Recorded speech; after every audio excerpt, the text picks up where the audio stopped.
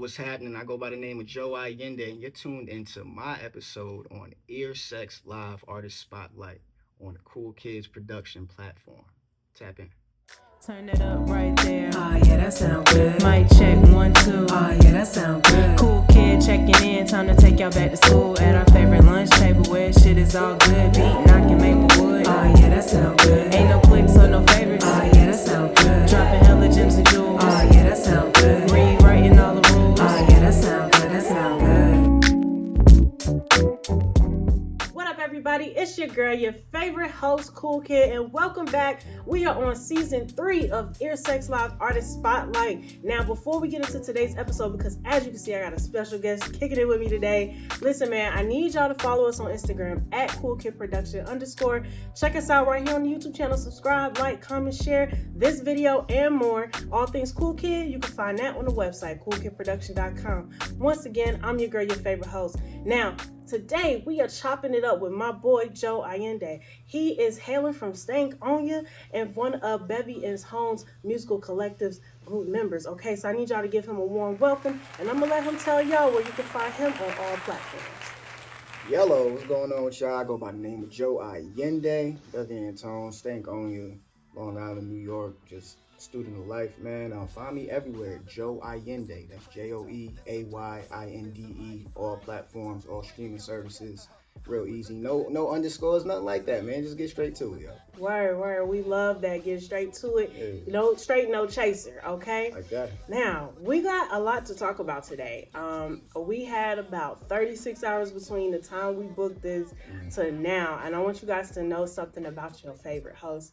When it comes to learning an artist, that's something that I'm going to do. I love to study, and I took a trip from 2017 all the way to 2026.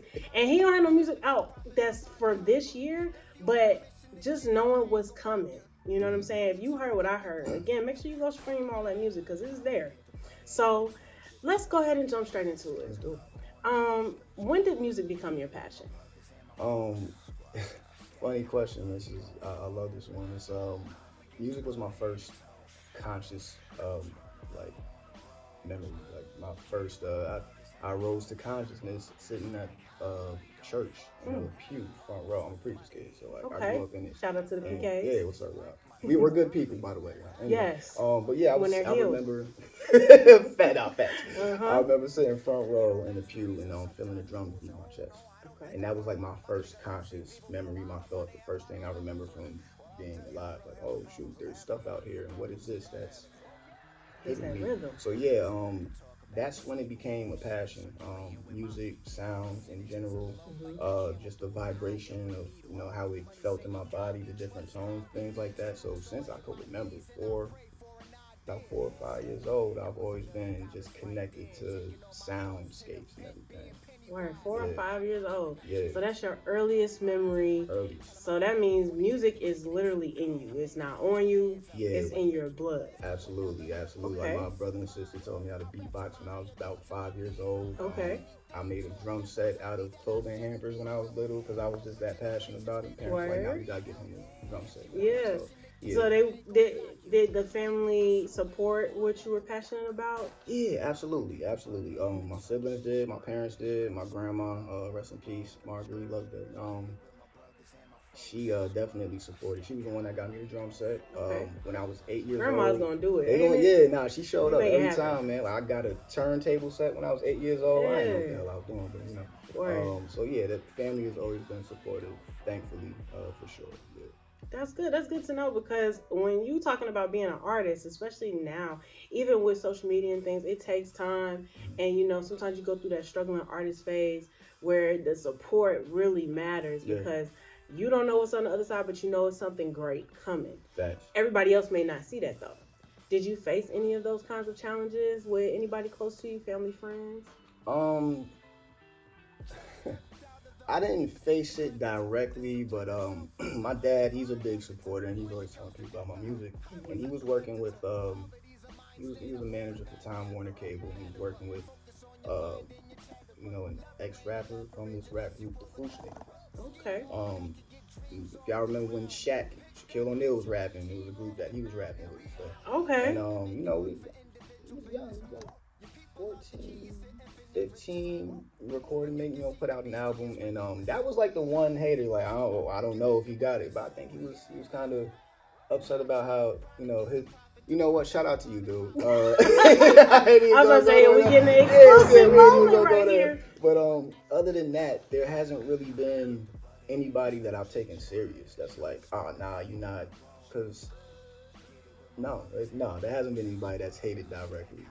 Well, that's good, because hey, if you ain't got no haters.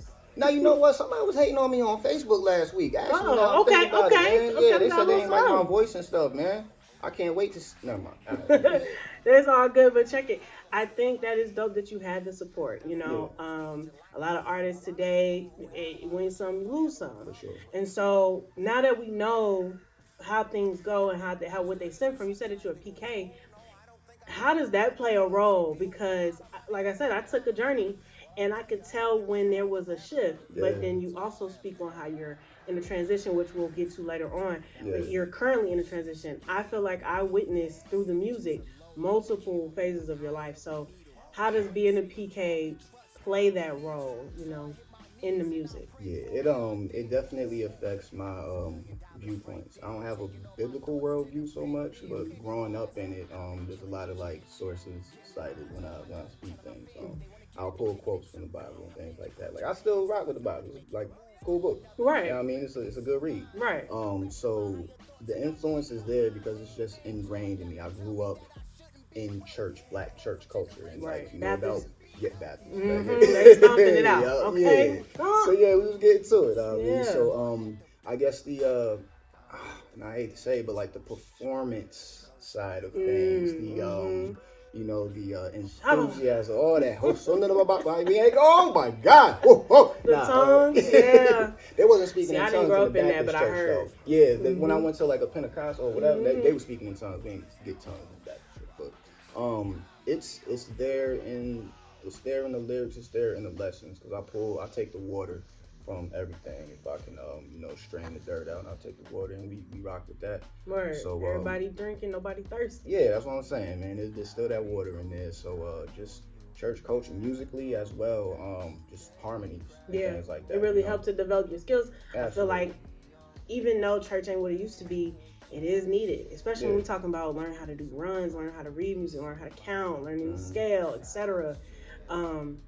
The church is where like those things first developed for you, being in the choir, praise dancing, all of those things. Yeah. And then you eventually move to secular music, or you doing some remixes with a couple rappers and you telling them to keep it clean. Shout out to Kirk Franklin, love my guy. But that's one of my. Yeah. So now that we're here, you're growing, you got your turntables, things is going and flowing. As you're developing your musical talent, right, what are the 5 facts that are important to you as an artist that your audience would need to know? Like, when they're listening to your music, those 5 things are going to stand out every time. Listening, authenticity and introspection. Count that as one. Now we got to know that. Authenticity, introspection. You're going to hear a lot of music theory kind of elements and things like that, like how we talking about just the harmonies and the composition and the arrangement of vocals and things like that. I can agree, because the music was like sonically pleasing. When I say that, I mean my ears was like ringing in a good way. Awesome. Appreciate that. Yeah. Oh, no doubt, no problem. You gonna get dope beats. And what else you gonna get from my music? You're gonna get some storytelling. For sure, and you're gonna hear somebody that's trying, somebody that's going through a process that you may be able to relate to, that may be able to say something in a way that, I've thought about that before, but I don't know how to word it. Right. So I speak from an honest place. Music and writing is a journal a lot of times. So you're gonna get honesty, you're gonna get rawness, you're gonna get some like clever wit shit too. Word, and that's for sure. That's one thing I noticed when I was listening and I was doing my board. I was like, one of the questions I always ask myself when I'm getting into somebody new is what stands out to me. And I'm going through the singles, I'm going through the EPs, I'm going through the albums, and one thing I can say is that your cadence and your intelligence go hand in hand. It shows in the music. I'm big on lyricism. Mm. My dad is from the Bronx. Shout out to BX. So Oh, you a New York I ties, man. a little bit, a Okay. little bit. You know what I'm Okay. saying? Yeah. I have a real genuine love for music, and then both my parents are heavily into music. So when I'm listening from a point of like I want to hear how you speak, Yeah. being a communicator and really like dissecting what it means to communicate. You're communicating to your audience. What Yeah. do you want them to take away from the music? Right. And that's something that I feel like I could take away from it. Like, oh, this person is smart. You know what I'm saying? Yeah. This person knows what they're saying. You know how to speak and say what you need to say to the masses. And I feel like you had something for everybody.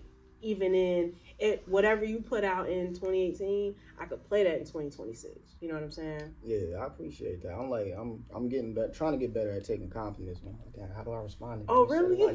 really? You touch my soul. Well, I keep it pretty Yeah, real. Y'all know I I don't do appreciate nothing that. fake around. We do not lie. I don't have time for that. Y'all know I be glitching in real time and whatnot. But so how did you find your discipline when it comes to creating? You know, being an artist is great. It's fun. Mm-hmm. Everybody has a creative spirit, but to really lock in and say, okay, I'm gonna make this my bread and butter. I'm gonna make this me. This is gonna be what I'm doing. Even if you got a side hustle, ain't nothing wrong with that. But your main focus, how do you channel that discipline? How do you build that up? Um, it's like from that first moment of just always building that drum set, getting the turntables. And my dad brought home a old beat machine, and me and the homies figured out how to use that. It's been there. The dedication has been there. I've just always been a fan of it, and also surrounding myself with other dope artists early on and being inspired. It's like there's something to chase there because I'll get dope. How do I get that dope? How do I get there to the space where if we on the track, I'm not getting washed? Like Right. so, Because you just- got to come yeah, with it. type shit. So Some of these folks out here, they got them bars. and you gotta be ready because you Yeah. don't want to get washed on the track. Right. Now here, if you get Folks on the will track, forget and you about don't you. get washed down. Okay. Everything gonna talk get about washed. you. Bleach. But yeah, just being around, being in the vicinity of greatness and dopeness, excellence, and being a student. That's the one thing. Like I'm always studying, always looking for what I can. They say great artists still. Yeah. So I'm just You always never very- too big, Yeah, never too great. you know? You always remain a student of the game. That's it. You'll never fail. Yeah. So I'm always studying and seeing like the things that I can that I like. I want to try that and see how I can make that my own. So yeah, being studious. Word. Okay. Being studious. Y'all hear that? I want y'all to take away some gems now. Scrabble you words, know what I'm baby. saying? We be having artists on the platform that actually have something to say. And if you're a hip hop head and you know that that's how it started with educating the kids, the children, saying something on the track that means something. And so, if they over here, you need to tune in, stream that music, you feel me? So, okay. Long Island, New York Yes. to Ohio. Yep. I'm gonna take this question. I'm gonna break this into three parts because we in three different locations. Let's do it. So born and raised in NY, Mhm. you getting culture, you getting consistent change, you getting community. Ohio, I'm assuming the same thing. How much time did you spend there? I was in Ohio for 8 years. 9 years. Community, culture, because Mhm. Ohio got a culture. For sure. Okay. Yeah. And constant change. And in Atlanta, we here. You know what I'm saying? We Mhm. know how Atlanta gets down. For sure. How do those elements? What stands out in those three locations through those different phases of your life? Long Island, being in New York was that was like the the training ground for everything. That's where it's like where the confidence was built, where the technique was built.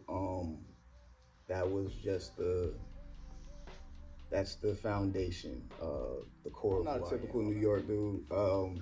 I be chilling, so like I was able to. You don't be flexing? I'm like when necessary. Okay, okay. I ain't gonna front. Like I will wash you on a trip. That was where I found like the confidence and my it's my style. Yeah. For the most part, because it's a lot of like lyricism and lyrics focused and things like that. Going to Ohio, shout out to Massillon, Canton, Cleveland, Akron, all that whole area. that's where they're so musical. Yeah. You know, it's big church culture up there. There's a lot of musicians, a lot of dope artists, and that's also where I found that like stop being so rapid rap all the time. So you went from boom bap to more of a like a boom bap. Like You know what I mean? You know, yeah, like, okay, you brought okay. in the 808s and shit. Like, you know, it was like okay.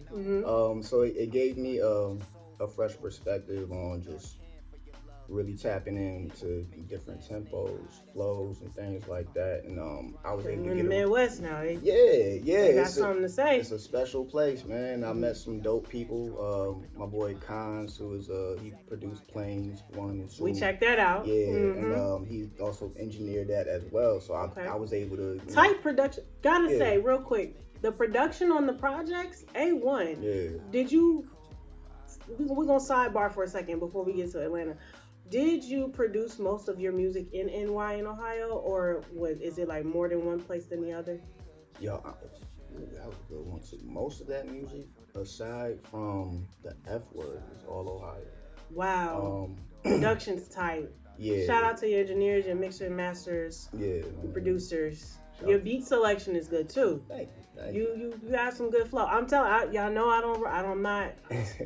We create the waves. We don't wait for them to show up. Okay. Now. So, okay. Now let's get back. Yeah. Ohio, you created most of your music there. You met Cons there.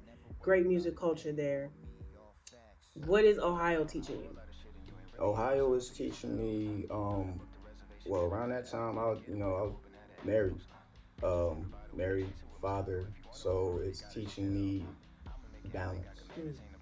How to balance the pursuit of your art and your craft with, your responsibilities. And also, like, I love being a dad. That's like... So you got 4 babies. 4 babies, man. 4 babies. Definitely loves fatherhood. Yeah. Because the kids, they different. Okay? Man. They got Chick-fil-A money. Shout out to my offspring, man. They're phenomenal. I love it. Yeah, Matter of fact, I think I saw a video of your son rapping. Killed it. Ate it up. This is like 2022? Yeah, early on, yup. He featured on Planes too. Okay. Yeah, there's a song called Shine. He got a verse. Yeah, you're looking at your future through a blurry lens. That's real, man. Digging up your past, trying to bury sins. I don't have $1 or 30 cents. It's cool, man. So I give you hugs for encouragement. That's my man. Yeah. Love really that. Dope. So yeah, that was Ohio was teaching me that, and it was also another training ground. I went through some real things, being a young married man trying to figure it out there with the family, mixed family at that. Like, there's a lot that was going on out there. So pouring that into the music and just really making music an outlet, and that's where I was able to tap in with Cons and create two dope albums, and also Euphoria as well. Euphoria. Yeah. We ain't got the Euphoria yet, but Euphoria is 2017, right? Yeah, 2018. Oh yeah, Penny for My Thoughts. That's 2017. Wow. Go ahead. Euphoria was great. I loved it. I was like, this is cool. That was fun. You give me, and I don't even do comparisons, right? I must do the disclaimer. I know how y'all get down. But it gives me Lupe Fiasco. It gives me Wale. It gives me a little bit of J. Cole. Like I said, the intelligence part, the wordplay, the cadence, the flow. I know I was gonna say this question for last, but who is inspiring you musically? Like, who do you listen to? Currently or overall? What we going with? We'll do overall later. Okay. I'm asking your top 5 that are so alive. right now, let me see. I've really been a lot of Larry June. Okay. I mean, you know something. Yeah. You know a little It's something. been, Smino. Loves me. Him and Wale going on tour. Oh, yeah, word. It's drop. He'll be here June 11th. Okay. Nope. I'm in Pulling there. up. Yep. Okay. Yeah. Saba. Okay. Little Brother in the Foreign Exchange is still in rotation. Okay. Fonte is one of the goats to me. Who else am I listening to right now? Sir. Like, sir. I've been diving. And you got some good little R&B tracks too. Like I said, you got something for everybody. You got something that women can vibe to. Yeah, You got something for the fellas. You got the boom bap. You got your. I wouldn't say you have trap music in there, which I don't think we necessarily need. But if you had a trap track, I feel like you would still eat it up. Like it's coming. It's coming. Yeah, There's that transition that we about to get into. Okay. There's okay. stuff there. Wait, yeah, man, who else is my rocking with? I'm diving into like old gospel guys and Earth, Wind and Fire. Oh. Definitely one of my favorites. Are you a vinyl kind of guy? Am I what? Vinyls? You into vinyls? I am into vinyls. I don't have a collection that I would be proud of. Not yet. Not yet. Yeah, but I love the warmth of vinyl, okay. The sound of it, and just vinyl and a quick two-step in the living room is always a vibe. Always. So yeah, that's my rocking with lately. Sometimes I just let it go and try to find stuff. I like that too. Yeah, Hiatus Coyote, try to go anywhere I can to just get my sonic craving right now. Yeah. Anything that scratch that itch that can't be scratched. Right, yeah. Heard that. So let's circle it back. Now we're going from Ohio to ATL. Yeah. Ohio's where you produce the most of your music, the bulk of your music. Yeah. And you coming down to a place that is considered Black Hollywood. Mm-hmm. It's considered the land of excellence and Black excellence and success, etc. How long have you been in the A? Got down here in 2021. Okay. In that same year, I ended up going to California for about a year. Took a sabbatical in Cali? Took a sabbatical. What part of Cali was in SoCal? It was SoCal. I was in between Long Beach. Oh, my favorite spot. Heard. Huh? Yes. Shout out to Long Beach. Okay. You know what I mean? So I was over there at Cherry Park, skating and like walking the boardwalk and on the beach. Yeah. Yeah. Just vibing. Cali's a vibe. Especially if you need something laid back to get your mind going. Yeah, so good spots. Long Beach up to Apple Valley. I was in the IE too. So okay, in the IE. That whole shout out to what's my Octane Audio Push. Yeah, out of the Audio IE. Push, Hit Boy from the IE too, I think. Yeah, man, a lot of some dope folks from the IE that I rock with, man. So I spent some time, about a year, some change. Came back. Poverty's a mind state, I'm moving back, never better. Focus on your mind and your cheddar. Lever ain't a leverage unless you pull a clever. Scheme off that could get dreams off the ground.